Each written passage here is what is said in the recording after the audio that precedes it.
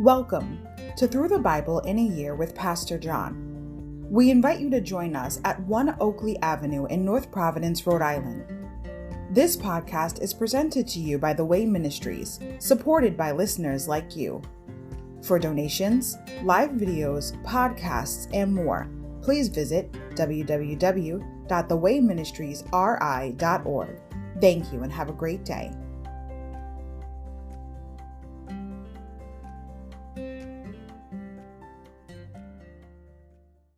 Hi, everybody. Welcome to Through the Bible in a Year with Pastor John. So glad you could join me today to get a portion of God's Word. Today we're going to begin in day 90, March 30th, 2 Samuel chapters 19 and 20. David's return to the throne. Overview. David's grief over the death of Absalom causes him to overlook the people who risked their lives to help restore his rule over Israel. Alerted to the danger of this situation by his commander, Joab, David responds by accompanying his faithful followers in a triumphal return to Jerusalem. But though David has been successful in putting down one rebellion, he must soon confront another in the person of Sheba. Only when it has been crushed can David reign over a reunited kingdom. Chapter 19, Joab's rebuke. Verses 1 to 14. David's return. Verses 15 to 43. David's throne restored. Chapter 20. Sheba's revolt. David's throne threatened. Insight. Back to the gate. 2 Samuel 19:8. The gates of an ancient city were more than an entrance and exit. They were the city's hub. 19:8. Where legal rulings and commercial transactions were made, where the city councilmen and business executives talked, and where religious leaders defined social policy. A king's presence there was a sign of solidarity with his people. Insight. Political shuffling. 2 Samuel 20, 23 to 26. Compare the list of David's cabinet members in 20, 23, 26 with an earlier list in chapter 8, verses 15 to 18, and watch for the differences. Can you spot who has been replaced and who is still in office? 2 Samuel chapter 19. Joab rebukes the king. Word soon reached Joab that the king was weeping and mourning for Absalom. As all the people heard of the king's deep grief for his son, the joy of that day's victory was turned into deep sadness. They crept back into the town that day as though they were ashamed and had been deserted in battle. The king covered his face with his hands and kept on crying, "Oh, my son Absalom! Oh, Absalom, my son, my son!" Then Joab went to the king's room and said to him, "We saved your life today and the lives of your sons, your daughters, and your wives and concubines, yet you act like this, making us feel ashamed of ourselves? You seem to love those who hate you and hate those who love you. You have made it clear today that your commanders and troops mean nothing to you. It seems that if Absalom had lived and all of us had died, you would be pleased. Now go out there and congratulate your troops, for I swear by the Lord that if you don't go out, not a single one of them will remain here tonight. Then you will be worse off than ever before." So the king went out and took his seat at the town gate. And as the news spread throughout the town that he was there, everyone went to him. Meanwhile, the Israelites who had supported Absalom fled to their homes. And throughout all the tribes of Israel there was much discussion and argument going on. The people were saying, "The king rescued us from our enemies and saved us from the Philistines. But Absalom chased him out of the country. Now Absalom, whom we anointed to rule over us, is dead. Why not ask David to come back and be our king again?" Then King David sent Zadok and Abiathar, the priest, to say to the elders of Judah, "Why are you the last ones to welcome back the king into his palace? For I have heard that all Israel is ready. You are my relatives, my own tribe, my own flesh and blood. So why are you the last ones to welcome back the king?" And David told them to tell Amasa, Since you are my own flesh and blood, like Joab, may God strike me and even kill me if I do not appoint you as commander of my army in his place." Then Amasa convinced all the men of Judah, and they responded unanimously. They sent word to the king, "Return to us and bring back all who are with you."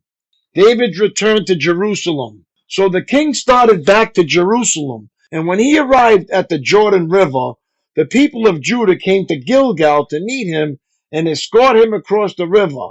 Shimei, son of Gera, the man from Bahurim in Benjamin, hurried across with the men of Judah to welcome King David. 1,000 other men from the tribe of Benjamin were with him, including Ziba, the chief servant of the house of Saul, and Ziba's 15 sons and 20 servants.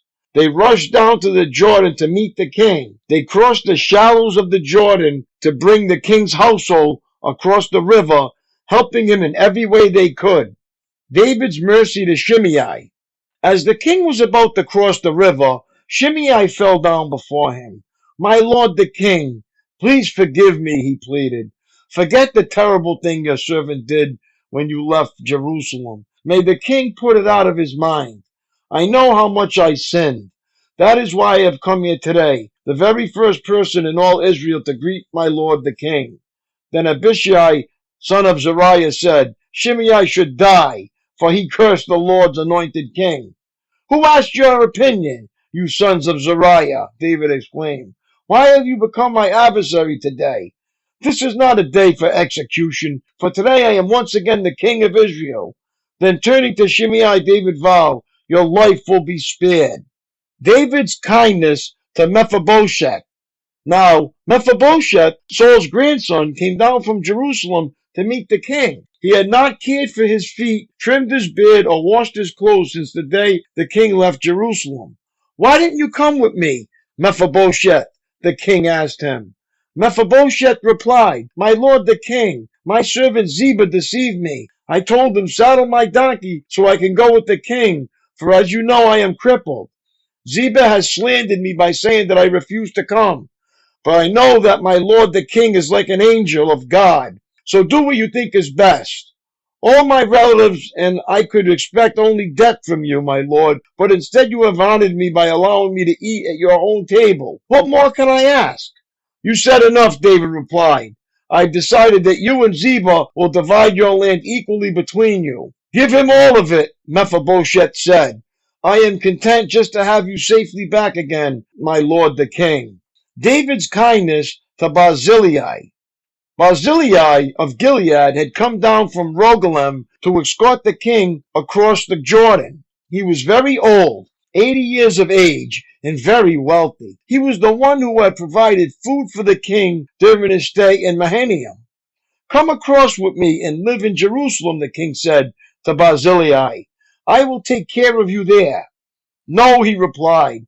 "I am far too old to go with the king to Jerusalem. I am 80 years old today, and I can no longer enjoy anything. Food and wine are no longer tasty, and I cannot hear the singers as they sing. I would only be a burden to my lord the king. Just to go across the Jordan River with the king is all the honor I need. Then let me return again to die in my own town, where my father and mother are buried. But here is your servant, my son Kimham. Let him go with my lord the king and receive whatever you want to give him." "Good," the king agreed. "Kimham will go with me, and I will help him in any way you would like, and I will do for you anything you want." So all the people crossed the Jordan with the king. After David had blessed Barzillai and kissed him, Barzillai returned to his own home. The king then crossed over to Gilgal, taking King Kimham with him. All the troops of Judah and half the troops of Israel escorted the king on his way. An argument over the king. But all the men of Israel complained to the king. "The men of Judah stole the king and didn't give us the honor of helping take you, your household, and all your men across the Jordan." The men of Judah replied, "The king is one of our own kinsmen. Why should this make you angry? We haven't eaten any of the king's food or received any special favors." "But there are 10 tribes in Israel," the others replied, "so we have 10 times as much right to the king as you do. What right do you have to treat us with such contempt? Weren't we the first to speak of bringing him back to be our king again? The argument continued back and forth, and the men of Judah spoke even more harshly than the men of Israel. 2 Samuel chapter 20. The revolt of Sheba. There happened to be a troublemaker there named Sheba, son of Bichri, a man from the tribe of Benjamin. Sheba blew a ram's horn and began to chant, "Down with the dynasty of David! We have no interest in the son of Jesse. Come on, you men of Israel, back to your homes." So all the men of Israel deserted David and followed Sheba, son of Bichri. But the men of Judah stayed with their king and escorted him from the Jordan River to Jerusalem. When David came to his palace in Jerusalem, he took the 10 concubines he had left to look after the palace and placed them in seclusion. Their needs were provided for, but he no longer slept with them. So each of them lived like a widow until she died. Then the king told Amasa, "Mobilize the army of Judah within 3 days and report back at that time." So Amasa went out to notify Judah, but it took him longer than the time he had been given. Then David said to Abishai, "Sheba, son of Bichri, is going to hurt us more than Absalom did. Quick, take my troops and chase after him before he gets into a fortified town where we can't reach him." So Abishai and Joab, together with the king's bodyguard and all the mighty warriors, set out from Jerusalem to go after Sheba. As they arrived at the great stone in Gibeon, Amasa met them. Joab was wearing his military tunic with the dagger strapped to his belt. As he stepped forward to greet Amasa, he slipped the dagger from its sheath. "How are you, my cousin?" Joab said, and took him by the beard with his right hand as though to kiss him. Amasa didn't notice the dagger in his left hand, and Joab stabbed him in the stomach with it so that his insides gushed out onto the ground. Joab did not need to strike again, and Amasa soon died. Joab and his brother Abishai left him lying there and continued after Sheba. One of Joab's young men shouted to Amasa's troops, "If you are for Joab and David, come and follow Joab." But Amasa lay in his blood in the middle of the road, and Joab's man saw that everyone was stopped to stare at him. So he pulled him off the road and into a field and threw a cloak over him.